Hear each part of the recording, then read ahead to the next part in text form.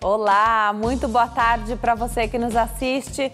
O Consulta ao Doutor de hoje fala sobre cirurgia plástica reparadora. Quem tira as nossas dúvidas é o médico cirurgião plástico, Dr. Daniel Rufato. Não saiam daí, o Consulta ao Doutor já está no ar.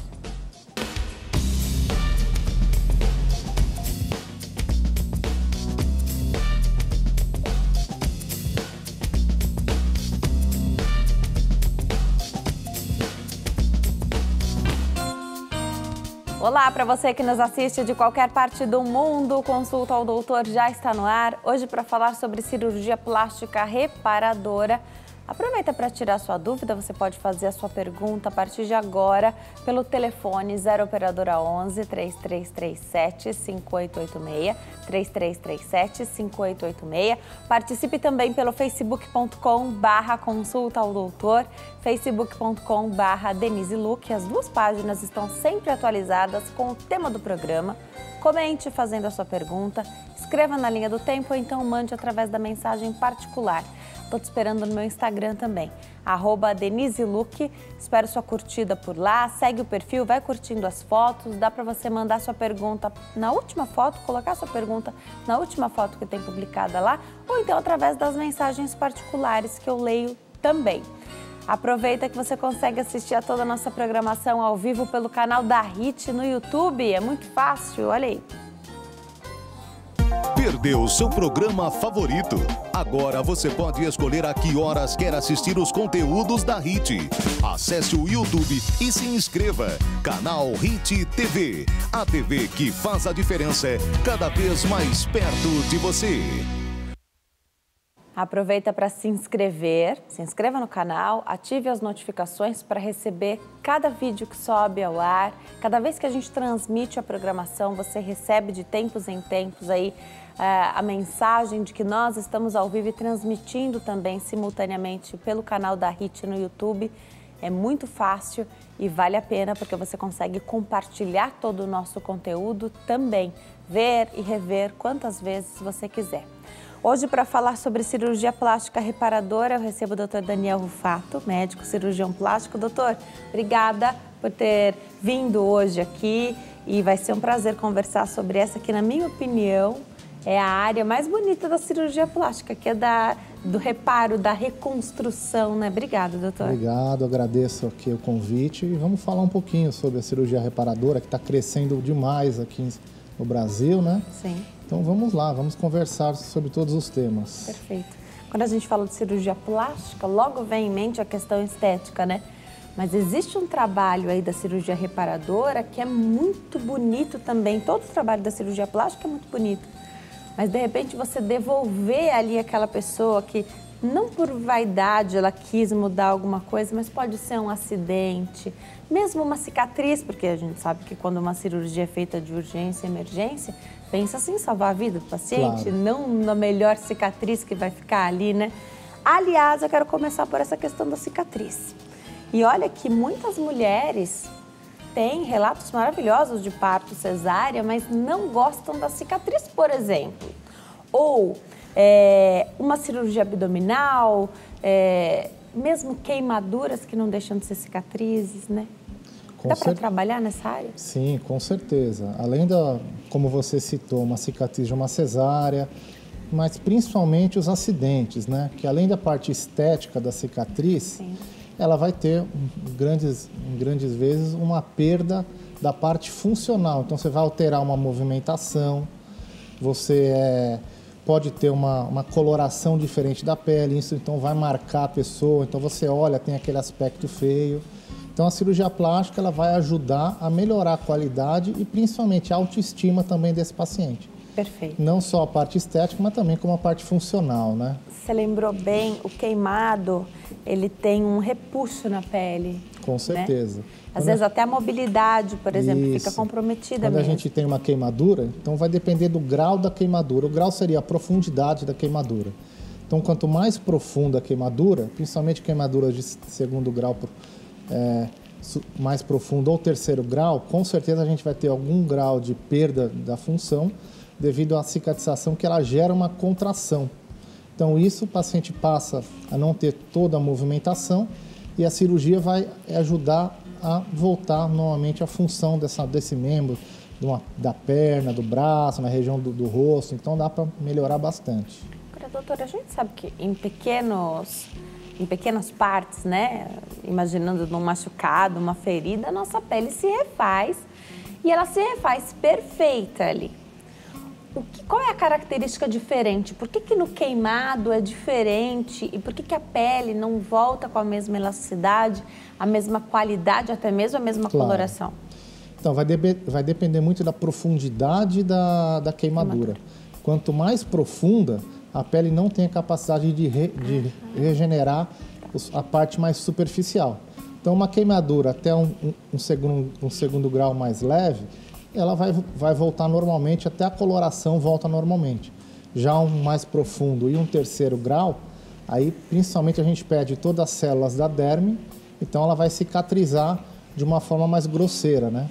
Então por isso que a gente perde essa capacidade. A gente já falou bastante aqui no Consulta ao Doutor sobre os acidentes, né? Evitar os acidentes, que às vezes a condição está ali dentro da nossa casa, uma panela em cima do fogão, uma criança passando ali embaixo, né? Isso tudo, isso pode deixar a pessoa vulnerável a acidentes, mas quando a gente fala da queimadura e a proporção, né? A porcentagem de queimadura do corpo, isso é bem complicado, né, doutor? Porque você pensar, queimou o tronco corresponde a uma grande porcentagem do nosso corpo, né? Com certeza. Isso varia também de que trabalho vai ser feito, do que vai ser reconstruído primeiro, o que vai ser reparado antes, de quais são os locais queimados?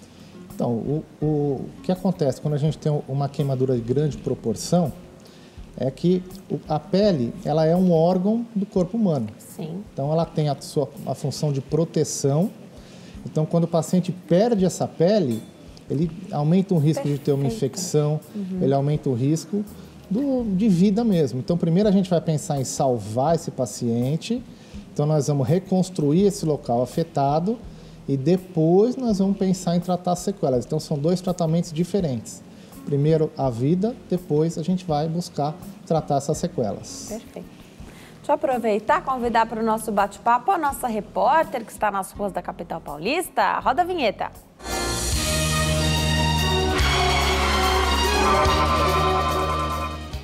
Eu vou conversar agora ao vivo com a nossa repórter Jéssica Nunes, que tem informações super relevantes sobre o bate-papo de hoje. Oi, Jéssica, tudo bem? Boa tarde. Tudo bem, Denise? Muito boa tarde. Segundo o levantamento da Sociedade Brasileira de Cirurgia Plástica, as cirurgias reparadoras, aquelas que são feitas para corrigir as deformações congênitas ou adquiridas após uma doença ou acidente, crescem mais do que as estéticas no Brasil. Em 2009, foram realizadas 629 mil cirurgias plásticas no país, sendo 170 mil reparadoras, ou seja, 27% do total. 5 anos depois, as reparadoras já representavam 40% dos 1,23 milhão de plásticas em 2013. Segundo a entidade, o que impulsionou o aumento das cirurgias reparadoras foram os casos de câncer de pele e de cirurgias de redução de estômago e também de reconstrução mamária em decorrência dos tumores. Denise. Obrigada, Jéssica, pelas suas informações, doutor. Nos dados aqui, a Jéssica fala das cirurgias, então, depois da cirurgia bariátrica, né? Então, da redução do estômago. Tem várias técnicas, cada técnica serve para um público específico, né? Mas fato é que através de uma redução do estômago, através da cirurgia bariátrica, perde-se muito peso. Com certeza. E aí você precisa depois fazer algumas... Hoje a gente tem cada vez mais jovens fazendo essa cirurgia. A gente sabe que a qualidade da pele do jovem é muito boa, né? Mas às vezes, mesmo assim, não é suficiente para voltar ali tudo 100%, né? São cirurgias muito feitas? Quais são as cirurgias pós-bariátricas mais feitas? Então, hoje, com certeza, está aumentando muito o número de cirurgias pós-bariátrica, porque mais ou menos há 3 a 4 anos atrás começou a cirurgia bariátrica um número maior aqui no Brasil. Então, com isso, os pacientes, depois de 2 a 3 anos, estão começando a atingir toda essa perda de peso. Então, a gente começa a ter um volume maior. As principais queixas são a cirurgia de abdômen, que devido a paciente perder 40, 50, 60 quilos, a pele não vai ter uma capacidade de uma boa retração e vai ficar uma flacidez. A outra grande queixa também é a cirurgia de mama, porque praticamente o paciente vai perder toda a gordura e o tecido mamário, ficando só um excesso de pele e uma mama com uma pitose, uma queda muito grande. Aí depois a gente tem as cirurgias da coxa, cirurgias do braço, cirurgias no rosto também. Então a gente vai ter uma gama muito grande de cirurgias nesses pacientes para a gente poder fazer durante esse processo. Perfeito. E é legal porque por se tratar de uma cirurgia reparadora, você faz através do convênio muitas vezes, né? Você segue arrisca um protocolo, uma série de questionamentos, mas é possível que isso seja feito através do convênio. Vamos lá. O doutor trouxe imagens, daqui a pouco a gente mostra para você que está em casa. Começar pela cirurgia do abdômen, que eu acredito que seja mais feita mesmo, isso, né? Se tiver que escolher, acho que a primeira que vai ser feita é do abdômen. Explica pra gente, tem alguns casos em que é difícil até fazer higienização e pode ser que haja uma pele tão volumosa ali naquela região e já, né, a gordura foi embora, sobrou a pele, que é até difícil do paciente, de repente, enxergar em que peso ele está, porque a pele está pesando ali também na balança? Sim, com certeza. Então, depois que você perdeu o peso, então você forma aquele famoso avental. Então, a pele vai dobrar em cima dela. Isso, com certeza, vai atrapalhar tanto a parte higiênica. Normalmente, ela pode formar assaduras na região de baixo, devido ao atrito da pele. Então, você fazendo a cirurgia para retirar esse excesso, com certeza você vai melhorar todo esse problema cutâneo e também melhorar também a autoestima da paciente. Então, normalmente a cirurgia do abdômen é a primeira escolhida, mas não é uma regra. Tá. O paciente vai fazer aquele achar que está incomodando mais. Vamos colocar na tela, então? Primeira foto que o doutor trouxe. Na verdade, é um desenho para que a gente possa entender. Ah, me corrige se eu estiver errado, mas essa abertura aí abdominal, tem gente que tem e por uma gestação, por exemplo. É a famosa diástase, não? Isso é a famosa diástase. A gente tem ali a separação do músculo reto abdominal, que também no pós-bariátrico ele vai manter depois da perda de peso. Então, sempre ele vai ter um abaulamento e também, você citou bem, nas gestações, sim, a tendência é abrir. E tem pacientes que essa diástase abre tanto que ela vai parecer que está grávida novamente. Uau! Então, com a cirurgia, a gente consegue reaproximar os músculos, dando um aspecto mais enrijecido da parede abdominal. A pessoa perde força abdominal quando tem diástase? Ela não perde força, mas devido ao músculo estar aberto, as vísceras lá dentro vão pressionar, por isso que forma aquele abaulamento, aquele tal do estômago alto, né? Então, seria isso a diástase. Perfeito. Muita gente, aqui vou aproveitar para trazer para o lado das mulheres, porque tem muita gente que faz a cirurgia de redução do estômago e ainda não tem sua família constituída, então quer engravidar depois da cirurgia bariátrica.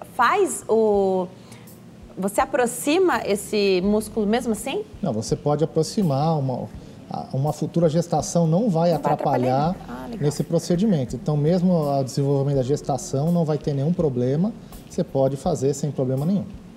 Perfeito. Popularmente, as pessoas até falam que amarra os músculos, né? Isso é uma maneira bem popular de dizer. Acredito que não seja bem amarrado, né? Mas você aproxima e prende, é isso? Você aproxima, entre aspas, você faz uma amarradura. De cima até embaixo, você não vai amarrar o músculo, mas você vai reposicionar o músculo. Perfeito. Na linha média para que ele fique na posição ideal. E tem risco de voltar? Sem ganhar peso de novo? Normalmente não, porque essa sutura ela é bem forte, então ela é bem rígida para evitar que volte novamente. Perfeito. Essa retirada de pele, se chama abdominoplastia quando é no abdômen? Essa cirurgia se chama abdominoplastia. Ah, perfeito. Aquela cicatriz que é enorme. De ponta a ponta, na região do púbis, né? Então, ao tamanho da cicatriz, cada barriga vai ter a sua. Perfeito. Quanto mais pele você tiver que tirar, um pouquinho, ela vai ser estendida para os flancos, para a região lateral. Então, cada um tem sua cicatriz. A gente tem que entender que é tudo uma troca por uma cicatriz? Com certeza. Você tem que pôr na balança o peso para a gente poder ver se vale a pena fazer a cirurgia ou não. Com certeza, quando você tem muita pele, a cicatriz é o de menos. Ela vai melhorando com o passar do tempo. Doutor, me conta um pouquinho de como é esse pós-operatório aí da cirurgia do abdômen. Então, pós-operatório, normalmente, você vai precisar em torno de uns 20 dias de repouso, sem fazer esforço, sem pegar peso, sem dirigir, para depois, aos poucos, você ir voltando às suas atividades. Mas é um pós-operatório bem tranquilo, tem que usar aquela malha compressiva, fazer as sessões de drenagem linfática, mas o procedimento em si é bem tranquilo, e bem seguro e bem rápido a recuperação.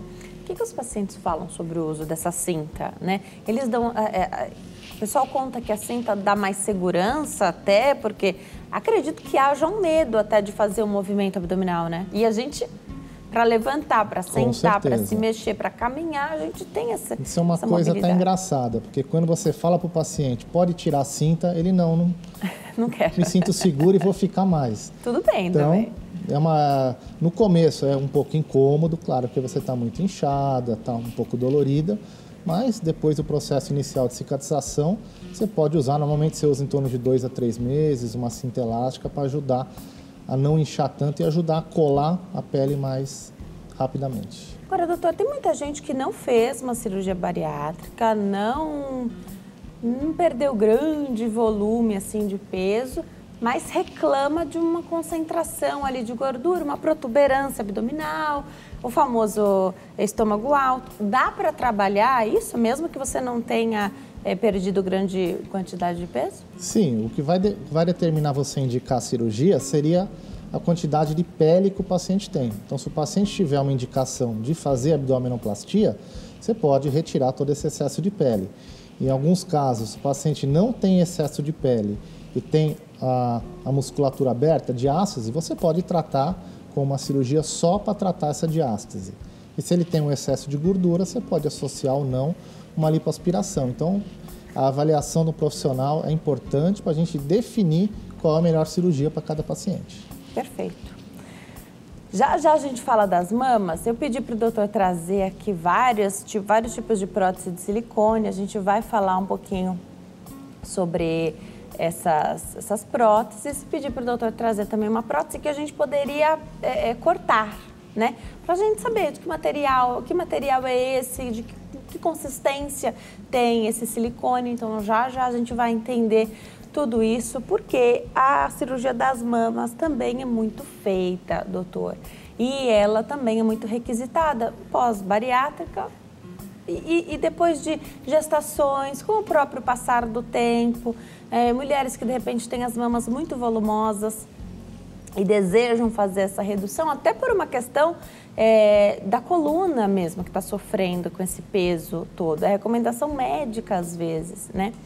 Queria que você falasse um pouquinho sobre essas cirurgias. Quando é que dá para fazer a reconstrução das mamas? Somente com o material que você tem nas mamas dessas mulheres? E quando é que você precisa de silicone? Então, a cirurgia, quando a gente vai indicar a colocação ou não de uma prótese, vai determinar muito a quantidade de tecido mamário que o paciente tem. O paciente tem uma quantidade de gordura e uma quantidade de tecido mamário, de glândula.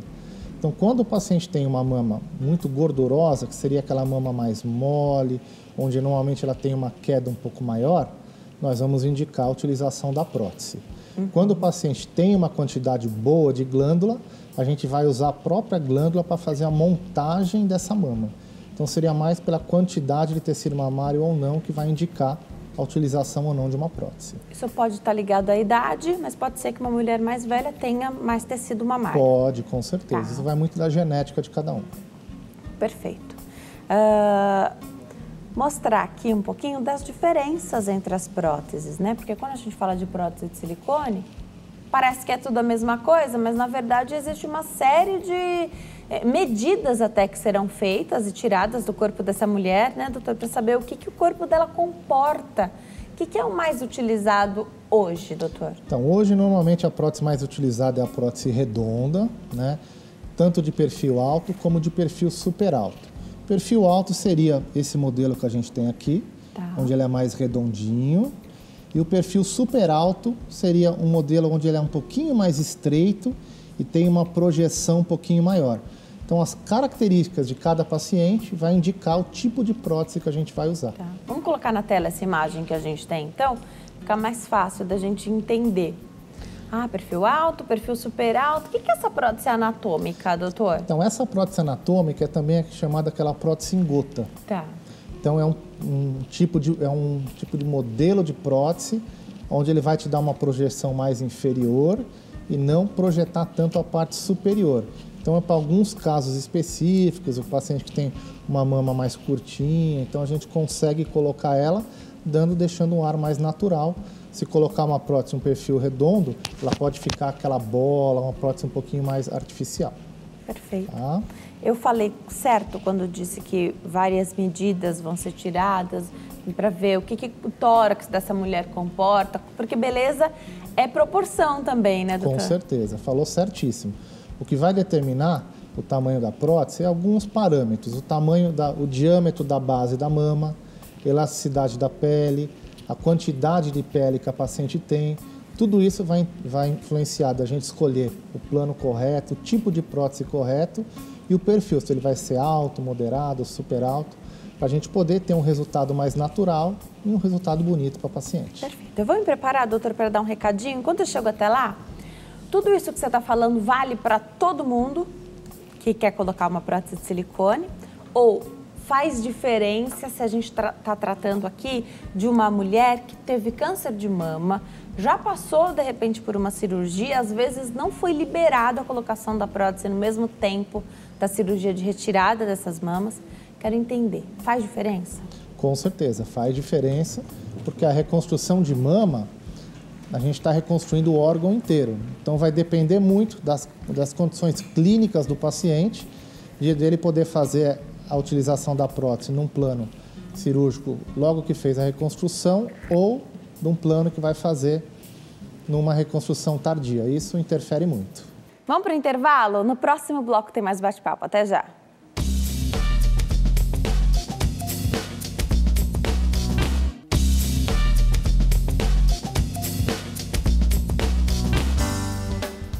Nós estamos de volta hoje falando sobre cirurgia plástica reparadora. Quem tira as nossas dúvidas é o Dr. Daniel Rufato, médico cirurgião plástico. Aproveite e participe do programa 0 operadora 11 3337 5886 3337 5886. Também pelo facebook.com/consulta ao doutor, facebook.com/Denise Luque. Estou te esperando no meu Instagram também, @DeniseLuque. E muito bem-vindo você que nos assiste também pelo canal da HIT no YouTube. No YouTube você escreve HIT TV, vai encontrar o nosso canal, tem vários vídeos disponíveis e a todo momento você é convidado para assistir a nossa programação ao vivo. Doutor, você precisa, quando a gente fala de cirurgia plástica reparadora, e ela pode ser pós-bariátrica, ela pode ser uma reconstrução mamária depois de um câncer de mama, você precisa de liberação para essa cirurgia? De quanto tempo a gente está falando em ambas as situações? Então, normalmente o paciente pós-cirurgia bariátrica, a gente vai indicar o procedimento cirúrgico depois de pelo menos 3 a 4 meses que ele acabou de perder todo o peso dele.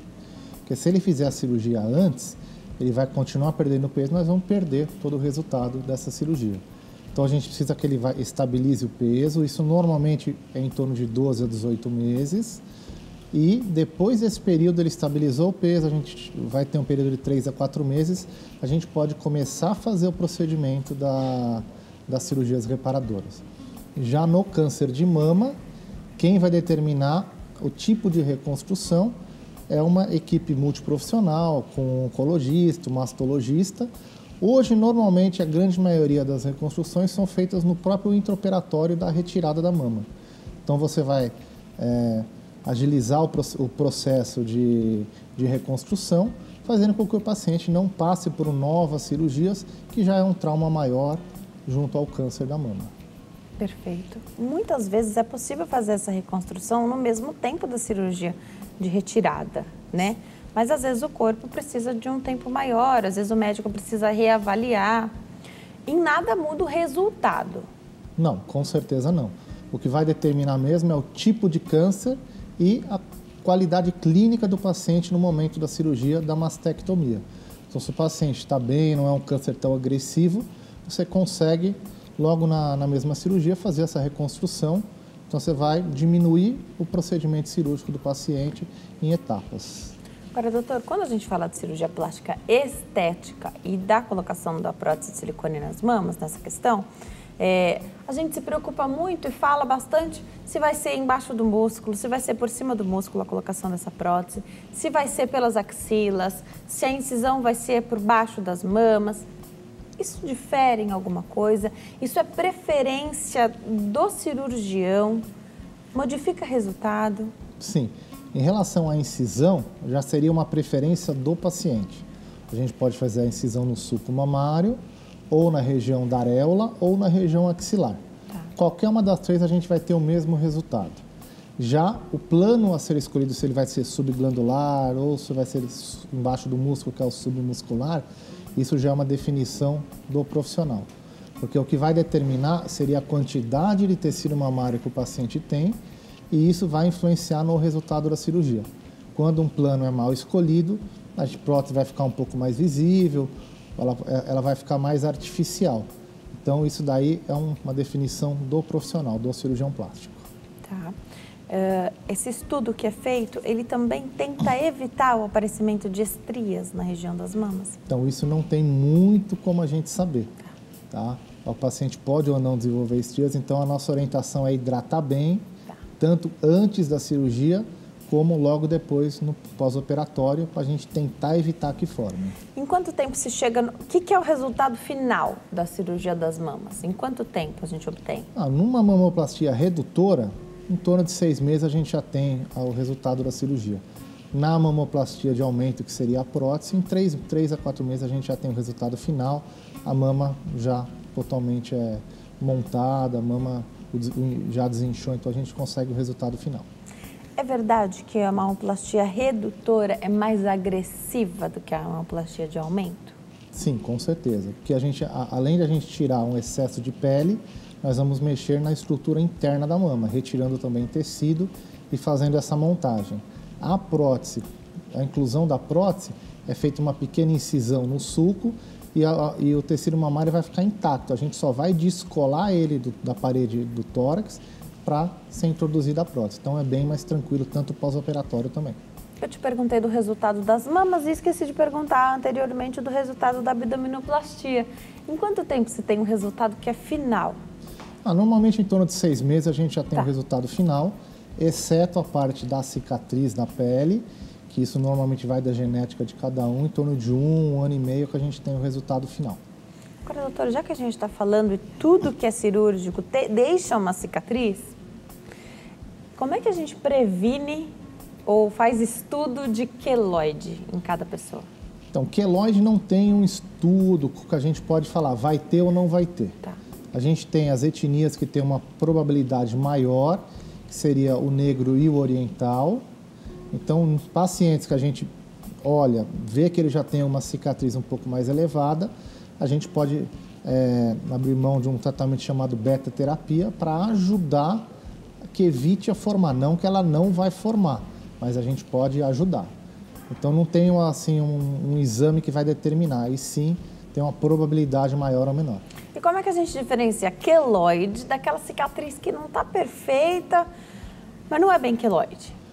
Então, o queloide normalmente é aquela cicatriz dolorida, que coça, e aquela cicatriz alta. Parece que você, na cicatriz, tem um dedo para fora. Então, ela é elevada, não respeitando a linha da cicatriz. Esse seria o queloide. Uma cicatriz um pouquinho mais alargada, mas que mantém o nível dela, a gente fala que é uma cicatriz hipertrófica, um pouquinho mais durinha. Então, seria mais essa definição.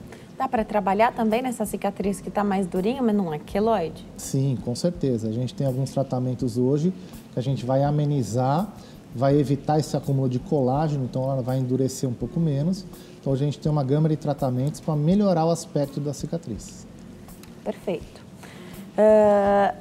queria abordar um pouquinho, depois a gente pode voltar nas mamas, tem muita pergunta chegando aqui, mas eu queria falar das cirurgias de coxa e de braço, que são queixas de pessoas que fizeram cirurgias bariátricas, acaba ficando por último também, além de ter outras demandas primeiro, né, por um medo dessa cicatriz, doutor. Queria que você explicasse um pouquinho pra gente por que essas cirurgias são menos feitas do que as demais. É por conta desse medo? Com certeza. Cicatriz, a região onde vai ficar a cicatriz não tem muito como a gente esconder. Então, ela fica ou na parte interna do braço ou na parte externa do braço. Então, quem escolhe? Vai muito de cada paciente escolher, mas também do excesso de pele. Tá bom. Então, quanto mais pele tiver, mais a gente vai ter que deixar na parte posterior para poder tirar todo esse excesso, né? Isso na gente falando em cirurgia de braço. Sim. Na cirurgia da coxa, na grande maioria das vezes, a cicatriz fica na parte interna, então ela fica um pouco mais escondida e, dependendo da quantidade de pele, ela pode vir na região inguinal ou ir na parte posterior, bem junto ali na junção entre o glúteo e a coxa, para a gente poder melhorar todo esse aspecto. Perfeito. Essas regiões têm a pele muito fina, especialmente se a gente estiver falando do interno do braço e aí o interno da coxa. A pele é muito fina. Isso diferencia alguma coisa a questão da cicatriz? É mais fácil ou mais difícil de cicatrizar? Dói mais ou dói menos? A dor vai muito de cada um, né? Então isso não tem muito um parâmetro, mas ela, por a pele ser um pouco mais fina, ela não tem tanta consistência para poder ajudar no processo de cicatrização. Então, são locais onde pode alargar um pouquinho a cicatriz, tanto na região do braço, como principalmente na coxa, porque a gente está de pé, a gente está andando, então pondo tensão em cima da cicatriz, então às vezes pode abrir um pouquinho, ficar um pouquinho mais larga. Isso pode acontecer pela essa elasticidade da pele ser um pouquinho mais mole. Com essa cirurgia, é possível corrigir uma situação que acontece com muitas pessoas, que é de uma coxa bater na outra ao caminhar? Com certeza. Então, se você tem só um acúmulo de gordura, a gente pode fazer uma lipoaspiração e tirar esse acúmulo. Agora, se tiver associado à coxa, ao excesso de pele, aí sim também você pode tirar essa pele para melhorar. Fica aquela coxa batendo uma na outra, gerando assaduras, então é uma coisa bem chata. Perfeito. Então, dá para corrigir isso. Se tiver excesso de gordura, precisa fazer a lipoaspiração. E, às vezes, mesmo depois de uma cirurgia bariátrica, onde houve muita perda de peso, a gente chama de gordura localizada também, isso, né, doutor? Pode haver ainda. Pode haver sim, com certeza. Ainda dá para limpar. Dá para tirar o excesso e a gente vai ajudar, vai soltar toda essa pele para a gente conseguir um resultado melhor na cirurgia. Então, ela vai complementar a retirada de pele. Tá, perfeito. O que se espera num pós-operatório? Porque acredito que sejam duas regiões bem difíceis, porque tem movimentação o tempo inteiro, e ainda mais as coxas, né, as pernas. Com certeza. Porque você tem atrito com a roupa, né? Se não for ao caminhar, você tem com a roupa o atrito. Como que é isso, doutor? O pós-operatório da cirurgia de coxa é um pós-operatório bem chato, por causa da posição. Então, para a gente poder fazer higiene, para andar do dia a dia, para sentar, principalmente quando faz a parte posterior. Então, é um pós-operatório mais chato, um pouco mais dolorido e que vai precisar um pouquinho mais de tempo, em torno de um mês, para voltar às atividades. Mas, com certeza, o custo-benefício dessa cirurgia, para quem tem um excesso de pele muito grande, ajuda e isso daí passa tranquilo, depois de um mês, o paciente já vai estar feliz nas suas atividades. Perfeito. Se puder, a gente mostra algumas fotos, então, de tudo isso que a gente falou. É bom, a gente retoma o assunto, então, vendo a ilustração, se quiser colocar na tela, me avisa que a gente chama de novo. Doutor, tem muita gente que às vezes fica em casa, não tem mais vida social, porque fez até mesmo uma cirurgia bariátrica, achou que ia resolver todos os problemas com a cirurgia bariátrica, na verdade, foi o primeiro passo, ganha muito em qualidade de vida, mas esse excesso de pele também deixa a pessoa, às vezes, até enclausurada dentro de casa, né? O próprio cirurgião bariátrico, nesses retornos, os especialistas em saúde, né? Mesmo que não sejam da tua área, às vezes não precisa nem ser cirurgião, né? O próprio endócrino que faz esse acompanhamento com esse paciente, o os profissionais que estão nessa equipe multidisciplinar, eles podem falar para essa pessoa? Essa equipe trabalha muito integrada? Porque às vezes você precisa falar, olha, talvez agora esteja na hora de fazer o próximo passo, né? Como é isso? Com certeza. Como você falou, é uma equipe multiprofissional, onde você vai ter o cirurgião gástrico que vai realizar a bariátrica, você tem um endócrino, você tem um psicólogo para tratar a cabeça dessa paciente, porque ela vai resolver um problema da obesidade que normalmente está associado a problemas de hipertensão, diabetes, tireoide, várias outras patologias. Por isso que você indica a cirurgia bariátrica. E o psicólogo vai orientando essa paciente porque ela vai gerar uma sequela. Essa perda de peso muito grande e é uma perda de peso muito rápida. Então, em torno de 1 ano, ela chega a perder 50, 60 quilos. Então, você vai ficar com essa sequela e isso vai, com certeza, acabar com a autoestima da paciente. E você tendo um suporte psicológico, a paciente sabe que ela vai ter no cirurgião plástico a ajuda para resolver esse problema que a cirurgia bariátrica causou. Causou não, por causa da perda de peso ficou essa sequela. Então isso é muito importante, ter um acompanhamento psicológico para orientar essa paciente onde ela não teve esse problema de autoestima. Perfeito.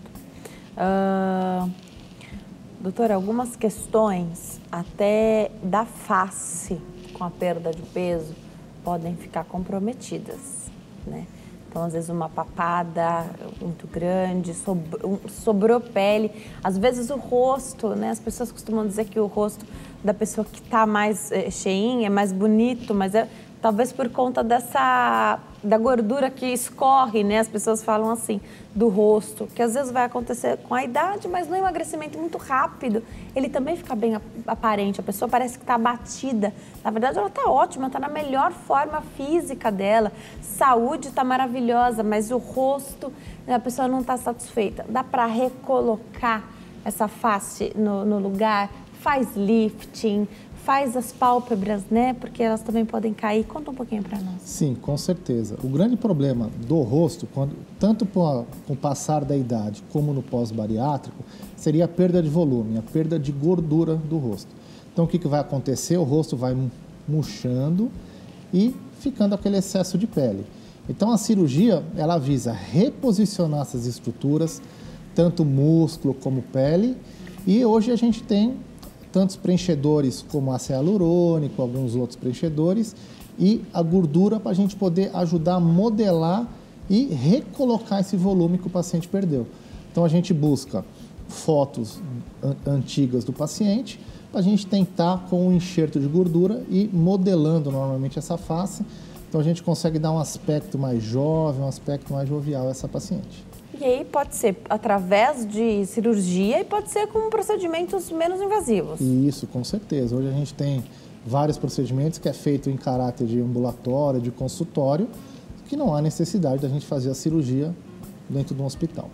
Perfeito.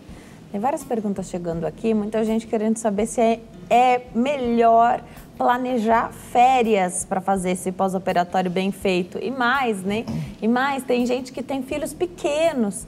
E aí você, que tem filhos pequenos, precisa carregar o filho no colo, você tem uma demanda aí de cuidados, a correria do dia a dia. Vale a pena planejar, programar? Você falou de drenagem linfática que tem que fazer? Se é no corpo, faz a corporal. Se é na face, também tem a facial para fazer. Tudo isso o cirurgião plástico instrui o paciente? Sim, com certeza. O pós-operatório na cirurgia plástica é de extrema importância. Porque o que a gente fala? A gente opera o paciente, faz a reconstrução, só que o pós-operatório, se o paciente não cuidar, vai ter consequências. Consequência de você ter um hematoma, um sangramento. Com isso a gente pode abrir uma incisão, então você começa a perder a forma a estética dessa incisão. Então é muito importante ter esse pós-operatório, ter esse período de repouso, para a gente não ter sequelas no procedimento. Então é muito importante o repouso. O que dá para falar em termos de anestesia, doutor? É um tema ainda que os pacientes têm muita dúvida, tem medo de anestesia? Não, com certeza todo mundo tem um certo medo, né? Mas hoje a anestesia é um procedimento extremamente seguro, porque você tem vários aparelhos que vai monitorar todos os parâmetros do paciente E você está dentro de um hospital, onde pode acontecer algum problema? Pode. Mas você tem recursos para corrigir qualquer alteração, uma alergia a uma medicação, alergia a um anestésico. Então, hoje, eu posso falar que a anestesia é um procedimento extremamente seguro, quando feita por um profissional anestesista habilitado. Aliás, o anestesista fica ao lado do paciente o tempo inteiro, né?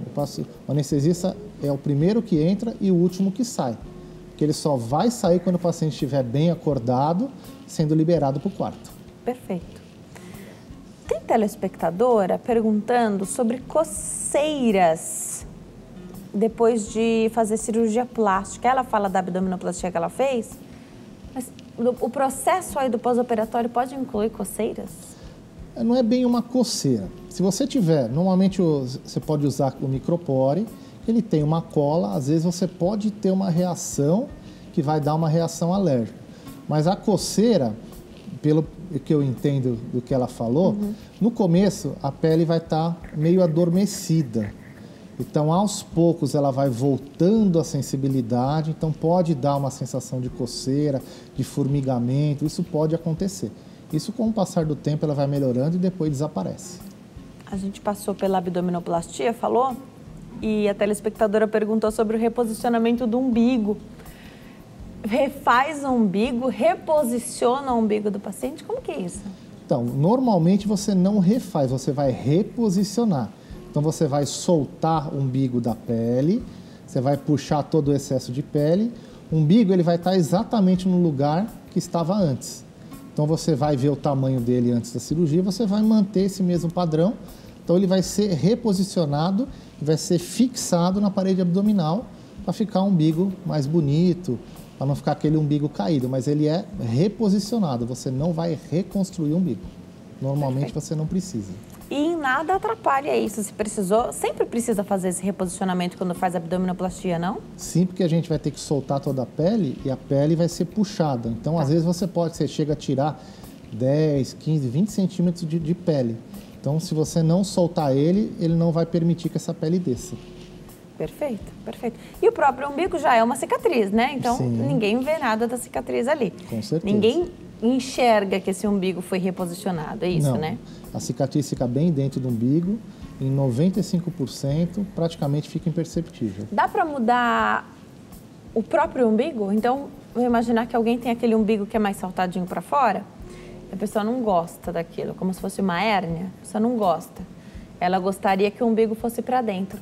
Dá para corrigir? Mudar, porque você vai fixar ele embaixo, então ele vai abaixar a altura dele, então a gente consegue melhorar a forma dele. Se ele tem uma hérnia, ela pode ser corrigida durante a cirurgia, então a gente consegue melhorar bastante. Perfeito. Dá para fazer mais do que uma cirurgia plástica reconstrutora por vez? Depende da cirurgia. Um exemplo, um câncer de mama, você vai tratar só a mama.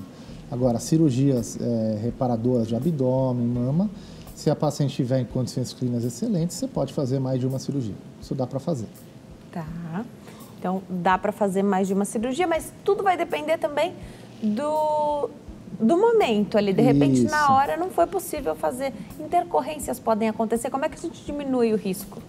Fazendo um bom pré-operatório, operando num hospital e com um cirurgião plástico, que vai saber te indicar a cirurgia. Dá para fazer uma, dá para fazer duas. Então, isso a gente vai diminuir ao máximo o risco, mas sempre tem algum risco que pode acontecer. Mas você indicando a cirurgia correta, esse risco é bem pequeno. Perfeito. Mesmo sendo reparadora, continua sendo uma cirurgia eletiva, essa cirurgia plástica? Sim, com certeza. Tá, então dá para escolher quando o paciente está melhor de saúde, não faz com febre, não faz gripado? Com certeza não, porque não é uma emergência. Então, o paciente estando bem fisicamente, a gente pode fazer. Se ele tiver qualquer intercorrência um dia antes, alguns dias antes, você vai remarcar para não há necessidade da gente ter um problema a mais. Quando o assunto é internação, hoje a gente fala de cirurgias tão mais rápidas, né? Logo o paciente já está em pé, o paciente está andando até para evitar a trombose, né? Mas quando é que ele volta para casa? Depende? Então, vai depender muito da cirurgia realizada. Cirurgias menores com anestesia local pode voltar até no mesmo dia. Vamos dar um exemplo. Uma cirurgia de nariz, uma cirurgia de prótese, uma cirurgia de orelha. Já cirurgias maiores, como abdômen, lipoaspiração, cirurgias de face e mama, normalmente ele dorme no hospital, no dia seguinte ele já está retornando para a casa dele e depois vai fazer todo o acompanhamento no consultório. Perfeito.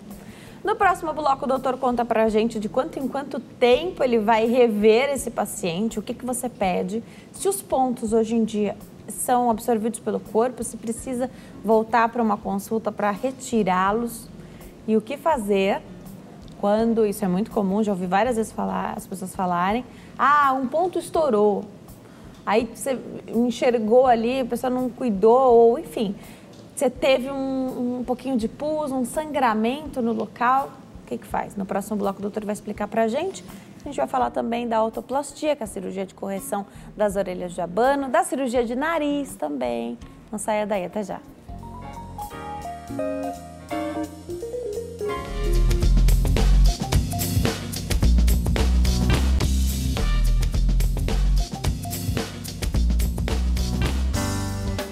Nós estamos de volta hoje falando sobre cirurgia plástica reparadora. Quem tira as nossas dúvidas é o Dr. Daniel Rufato, médico cirurgião plástico.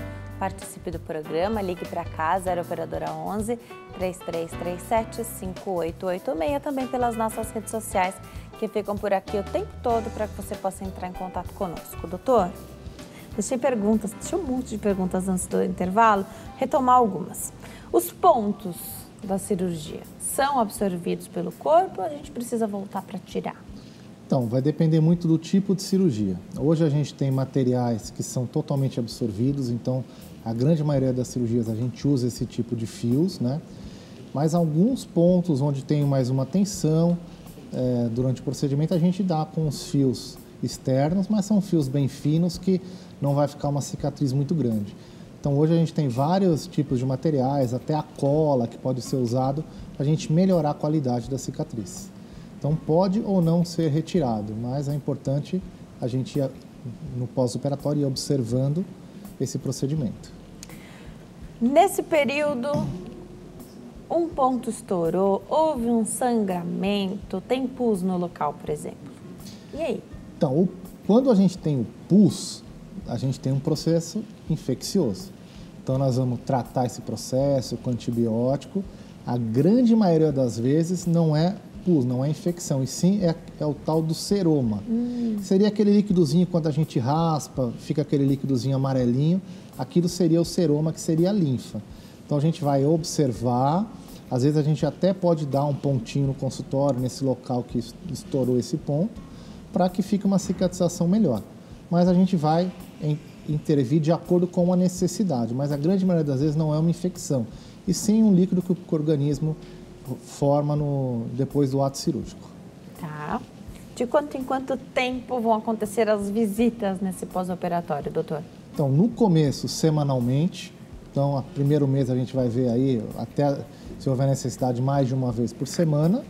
Depois elas vai mensalmente, a cada 2 meses, depois a cada 6 meses. Então, normalmente até 1 ano a gente está vendo o paciente para poder dar todo o suporte, porque depois que ocorre a cicatrização interna, a gente vai procurar tratar a qualidade da cicatriz. Ela pode engrossar, pode escurecer, então a gente tem que estar de olho para poder dar um resultado melhor na cicatriz. E hoje a gente tem muita coisa que compra na farmácia mesmo, né? Isso. Que pode ajudar nesse processo, precisa ser indicado, recomendado pelo teu médico, mas que melhora essa cicatriz. Isso já é feito de praxe, de repente o histórico da família é de uma cicatrização não tão boa, ou essa própria pessoa, o próprio paciente tem já no corpo cicatrizes mais complicadas. Já dá para trabalhar isso? Sim, com certeza. A gente já vai prevenir isso até com a betoterapia e depois a gente tem vários cremes que vão ajudar a clarear. A gente tem tiras de silicone para ajudar a manter a cicatriz um pouco mais fina. Tá. E se houver necessidade, a gente tem alguns tratamentos, como radiofrequência, laser, para ajudar a quebrar essa fibrose, esse tecido mais grosso, para deixar uma cicatriz mais bonita. Perfeito. Doutor, então você me contou aqui que nesse pós-operatório, você não está preocupado só com o resultado da cirurgia, você também está preocupado com essa cicatriz. Isso. Isso é importante também para você. Com certeza, porque toda cirurgia vai ter uma cicatriz, maior ou menor. Então a gente tem que tratar porque ela faz parte da parte estética da cirurgia. Então não adianta a gente ter uma mama bonita com uma cicatriz feia, uma cicatriz grossa. Então nós vamos buscar tratar tanto a parte interna como a parte externa, que seria a cicatriz. É importante ter essa proximidade com o especialista também, até para tirar algumas dúvidas que de repente você nem perguntou antes, ou você esqueceu que o seu médico já disse, mas você não lembra. Quando é que pode voltar a fazer atividade física? Quando é que você pode pegar peso? Quando é que você poderia dirigir, por exemplo? Aí nessas consultas você vai relembrando isso, perguntando como é que tá, né? Sim, com certeza. Você vai orientando o paciente para que ela volte às atividades dela no momento certo, para não prejudicar o resultado da cirurgia dela. Então isso é extremamente importante. E hoje a gente tem canais de mídia, fácil, que hoje o paciente está com uma dor, ele te manda uma mensagem, uma foto, está tudo bem, tem algum problema. Então hoje facilitou muito. A informação facilitou muito para o paciente. Muito tem se falado sobre esse uso até de aplicativos para você manter contato mais próximo com o seu médico. Você já é paciente dele e aí você avisa se aconteceu algum problema. Isso, na minha opinião, é segurança. Não só para mim como paciente, mas para você também que é especialista, né, doutor? Com certeza. Eu não vou consultar você pelo aplicativo. Perfeito. Mas eu tenho pacientes que eu opero, moram fora do país. Então, estou com algum probleminha, manda uma foto, eu vejo, tá tudo bem, faz isso, faz um outro procedimento para a gente poder ajudar. E você deu esse exemplo de uma pessoa que mora em outro país, mas às vezes é tão difícil chegar em São Paulo mesmo, às vezes o trânsito é tão complicado que para tirar uma dúvida, se você tiver que ir até lá, muita gente vai até para o pronto-socorro. E no pronto-socorro não se sabe o seu histórico, não se sabe quem é, né? O que aconteceu ali com você. Então, isso, na minha opinião, é sempre segurança. Com certeza. Melhor sempre perguntar primeiro para o especialista. Se precisar, você chama, já vai para o consultório, ou os dois já vão para o hospital. É verdade, né, doutor? Com certeza. Você tem que dar assistência quando necessário. Não pode ficar com dúvida, né? Não, com certeza. Agora, eu queria falar um pouquinho sobre essa que pode ser a primeira cirurgia plástica da vida de alguém, que é a otoplastia. Conta um pouquinho pra gente, doutor, do que se trata. Então, a cirurgia de otoplastia, ela é basicamente para a gente tratar a famosa orelha em abano, né?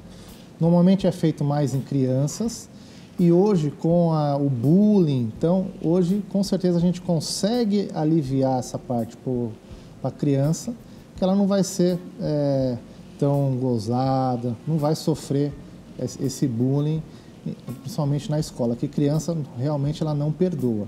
Então é uma cirurgia super simples de ser feita que vai trazer um grande benefício para essa criança, tanto criança como adultos também, né?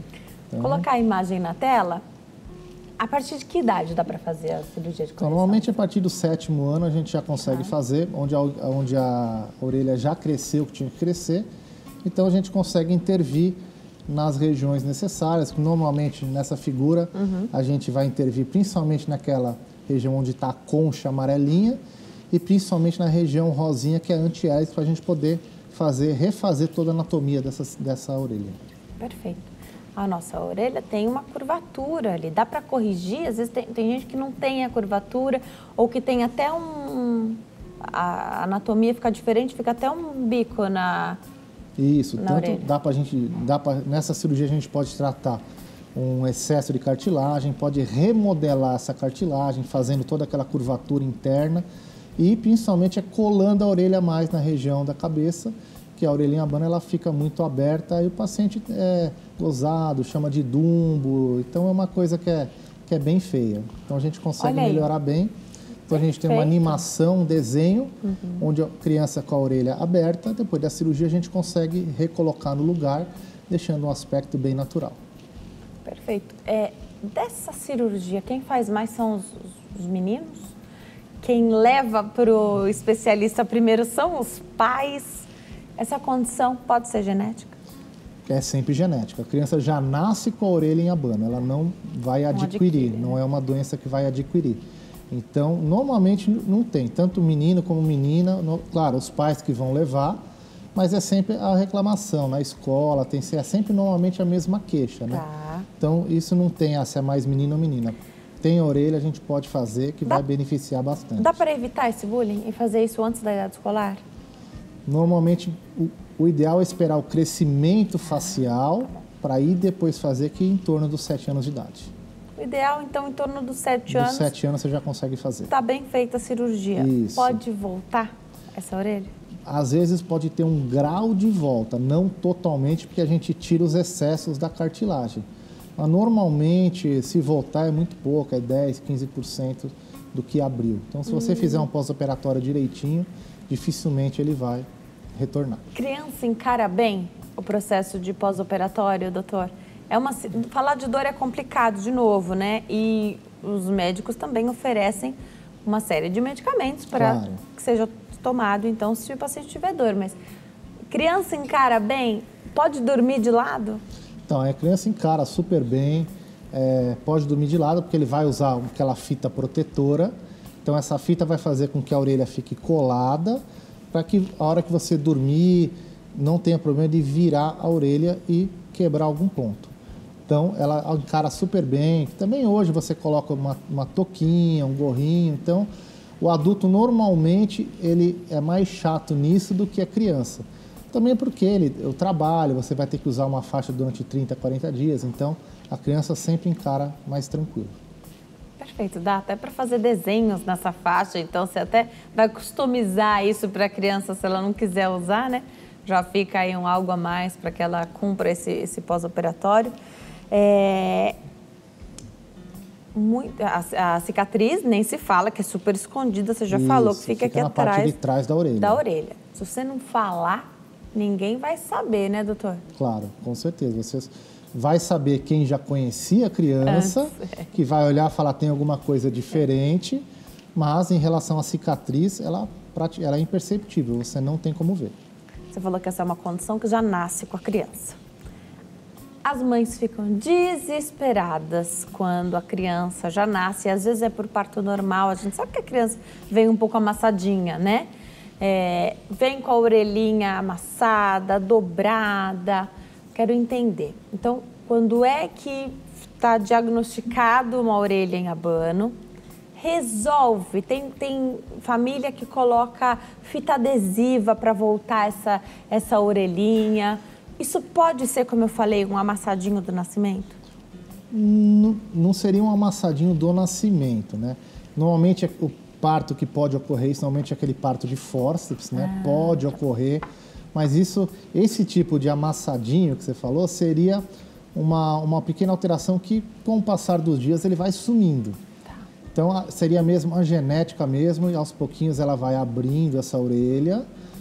Pode ser usado a fita. Ela vai corrigir 100%? Não vai, porque a gente tem um excesso de cartilagem. Mas ela ajuda que a orelha não seja tão aberta e futuramente, com certeza, ela vai ajudar a ser uma cirurgia menor, né? A gente vai recolocar mais fácil essa orelha no lugar. Perfeito. Então, não é um exagero a mãe posicionar a orelhinha, mesmo para crianças que não nasceram com a orelhinha abano, posicionar essa orelhinha para ela ficar direitinho, porque a gente não dorme com a orelha dobrada. Claro. Porque o bebê tem que dormir, né? Com certeza. Se você constantemente fizer isso, consequentemente a cartilagem da criança é muito fininha, então ela vai se automoldando e você pode ter uma pequena alteração. Isso pode acontecer. Perfeito.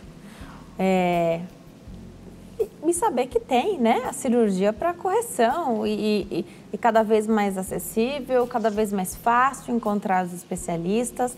Vale lembrar que o ideal é que seja um profissional, cirurgião plástico, para fazer essa cirurgia. Agora, e a cirurgia no nariz, doutor? São orelhas e nariz são estruturas que demoram para crescer. Até que idade elas se desenvolvem? Quando é que pode fazer uma intervenção no nariz? Então, no nariz, normalmente a gente vai esperar o paciente pelo menos completar 18 anos. Tá. Porque a cirurgia do nariz, ele muda o aspecto da face do paciente. Então, ele mexe numa parte também psicológica. Então, a paciente precisa estar bem decidida para realizar a cirurgia, para poder aceitar as mudanças. Mesmo se for mínimas, sempre vai ter uma alteração, ela vai sonar no espelho diferente. Então, é bom esperar completar 18 anos para poder fazer. É verdade que orelhas e nariz continuam crescendo até o final da nossa vida? Isso, com certeza. Principalmente a orelha, ela vai aumentando, principalmente a região do lóbulo. O nariz não é que ele vai crescer, ele vai também perdendo a força das estruturas, então a ponta do nariz começa a descer um pouquinho, começa a cair. Então, com o passar do tempo, a gente pode, com a cirurgia de nariz, a gente pode corrigir essas pequenas alterações. Em qualquer tempo, né? Em qualquer idade. Qualquer idade, não tem uma idade então, precisa. A partir dos 18 anos, poderia fazer essa correção. A cirurgia do nariz. Eu acho tão complicada a cirurgia do nariz, porque o nariz está apenas no centro da nossa face, doutor. Com certeza. É possível e é o objetivo de cada cirurgião fazer algo, o trabalho maravilhoso, mas tão imperceptível que a gente só vai olhar para a pessoa e dizer que ela está mais bela, o rosto está harmonizando melhor, mas a gente não sabe dizer o que aconteceu? Isso seria a cirurgia perfeita, né? Então você vai fazer uma boa, você vai visualizar, você vai preparar essa cirurgia para tirar os excessos. Então nós não vamos mudar totalmente a forma. Não adianta eu pegar um nariz fino e pôr num rosto que pede um nariz um pouquinho mais largo. Então, cada face tem o seu tipo de nariz e se a gente fizer mudanças muito drásticas, com certeza vai ficar desproporcional e vai ficar bem feio. Então, perfeito. Isso é importante. E quem gosta de fazer uma cirurgia atrás da outra? Então, você operou o nariz, aí a pessoa acha que ficou bom. Mas nós somos assimétricos todos, né? Ah, mas tem um lado que está diferente. Doutor, será que dá para corrigir mais um pouquinho? Como é isso? Isso vai do bom senso do médico. O médico vai mostrar, por isso que a gente tira sempre as fotos do antes da cirurgia e depois da cirurgia. E nós vamos acompanhando essa evolução nos retornos até 1, 2 anos para a gente poder ver. Às vezes pode ficar uma simetria, uma cartilagem cicatriza diferente. Às vezes pode, mas você tem que ter o bom senso em relação ao paciente e brecar ele. Tá bom, se a gente fizer algum outro procedimento a mais, nós vamos desfigurar a sua silhueta. Então, tem que ter esse bom senso para a gente não passar do ponto. Eu falei aqui em algum momento que beleza é proporção também no rosto, não pode ser diferente, né? E eu já ouvi falar que os cirurgiões dão verdadeira aula, principalmente nessa primeira consulta, para falar sobre os terços aí do rosto.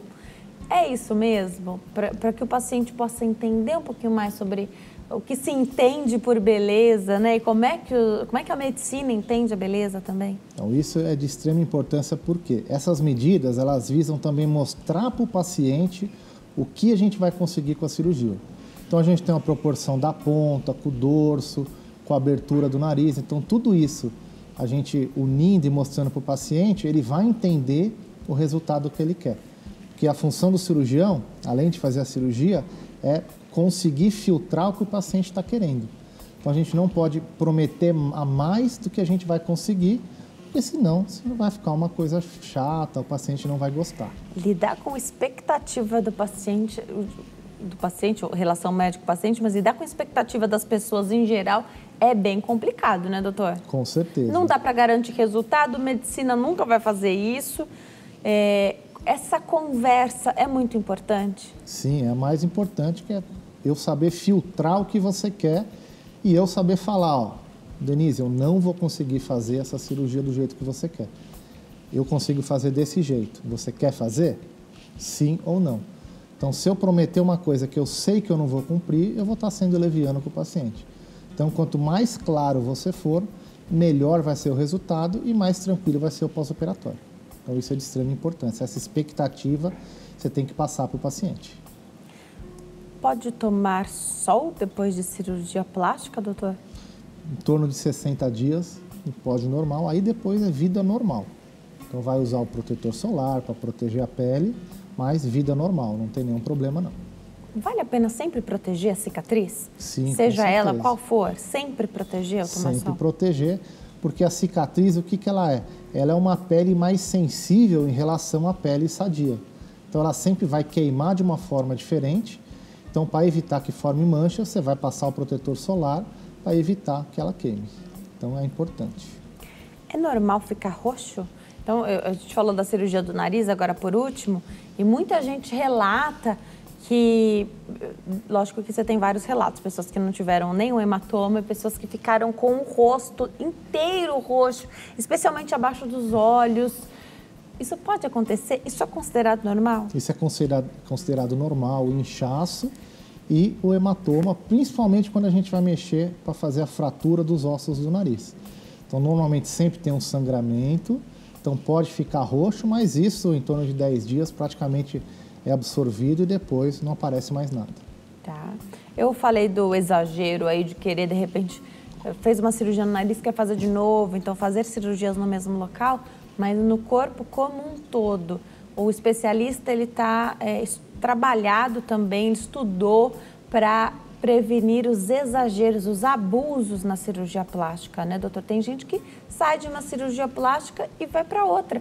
E é engraçado isso, porque geralmente não é com o mesmo cirurgião. Eu entendo que às vezes o mesmo cirurgião vai se recusar a fazer esse excesso, né? Com certeza. A gente recebe pacientes que operaram com 2 meses e já passa com a gente para quê? Eu já quero arrumar a cirurgia. Ele nem teve o resultado final e ele já quer fazer novamente. Então isso é importante, esse exagero, a gente saber cortar o paciente, para que senão você vai fazer uma cirurgia e você vai causar um problema maior do que o paciente já está sentindo. Então é importante. Sim. A gente entende, né? Tem gente que sempre quer melhorar alguma parte do corpo, mas mesmo se quiser fazer outra cirurgia, tem que esperar o resultado da primeira, né? Com certeza. Normalmente esse período é em torno de 1 ano, para cicatrizar tanto a parte de fora como a parte de dentro. Então é bem importante. Deixa eu aproveitar, lembrar você que está em casa, a gente já vai caminhando para o final do bate-papo, lembrar você que está em casa que você consegue assistir a toda a nossa programação e daqui a pouquinho você já consegue ver e rever esse conteúdo a hora que você quiser, compartilhar com seus amigos e familiares pelo canal da HIT TV no YouTube. Vai lá, é fácil. youtube.com, você digita no mecanismo de busca HIT TV, vai encontrar o nosso canal. Eu sempre sugiro que você se inscreva no canal. Isso sinaliza o seu interesse no nosso conteúdo. A partir daí, você vai receber no seu e-mail, no seu celular, hoje muito fácil, né? A notificação de cada vídeo novo que sobe para o canal e cada vez que a gente está ao vivo com a transmissão. A todo tempo você é lembrado. Sempre que você assiste a um programa no canal da HIT no YouTube, você é lembrado que a transmissão está ao vivo e convidado a assistir, então, a essa transmissão. É muito fácil. Olha só. Agora você pode escolher a que horas quer assistir os conteúdos da HIT. Acesse o YouTube e se inscreva. Canal HIT TV. A TV que faz a diferença cada vez mais perto de você. Quero aproveitar esse momento e te agradecer, doutor. Obrigada por ter vindo hoje ao programa. Fica o site do doutor, então, na tela, www.danielrufato.com.br. Rufato tem 2 T's. danielrufato.com.br. Obrigada por ter vindo, doutor. Volte sempre. Obrigado, eu agradeço a oportunidade. Espero ter ajudado muitas pessoas, né? E convidando, a gente vai estar aqui para tirar as dúvidas de todo mundo. Obrigada, viu, doutor? Obrigado. Aproveita essa oportunidade para encerrar o programa. Aliás, a gente está fazendo essa homenagem durante toda a programação, fazer uma homenagem à família Sabeta. E um abraço especial de toda a nossa equipe ao Marcelo Bonora, que trabalhou conosco aqui. A gente vai assistir a um VT, olha só. Entre os maiores sucessos de Tony Sabeta estão Filho Pródigo e também Filho Meu.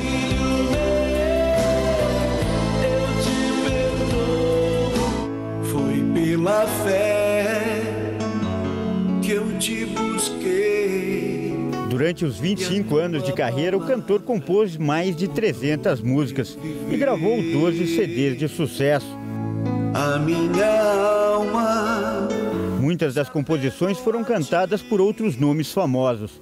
Tony nasceu em São Caetano do Sul, no ABC Paulista, e se converteu aos 15 anos, depois de aceitar o convite de um amigo para ir a uma igreja. Era o início de uma carreira de sucesso e um ministério que ganhou muitas almas. Foi o tempo dele que encerrou, né?